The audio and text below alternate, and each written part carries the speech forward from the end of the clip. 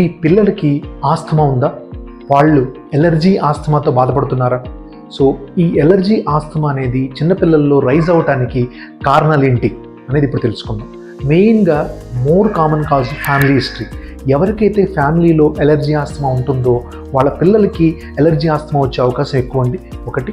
Second వచ్చేసి వాళ్ళకి air pollution exposure, ఎక్కువ ఎయిర్ పొల్యూషన్ ఎక్స్పోజర్ ఉండటము, దాంతోపాటు unhealthy food habits, more junk food కానీ, లెస్ ఫ్రెష్ ఫ్రూట్స్ కానీ, లెస్ వెజిటబుల్స్ తీసుకోవటము, అండ్ మోర్ హైజీనిక్ ప్లే, అంటే మోర్ హైజీనిక్ ఏరియాలో ఎక్కువగా ప్లే చేయటము, నార్మల్ రొటీన్ గ్రౌండ్ ప్లే కానీ అండ్ మడ్ ప్లే చేయకపోవటం, అసలు ఇవన్నీ కూడా మీ కిడ్స్లో ఎలర్జీ ఆస్తమా రైజ్ అవడానికి చాలా హై కారణాలండి. సో దీన్ని ప్రొటెక్ట్ చేయడానికి ఏం చేయొచ్చు? Clean and fresh air, healthy diet and healthy habits, and let's give them the best lung care they deserve.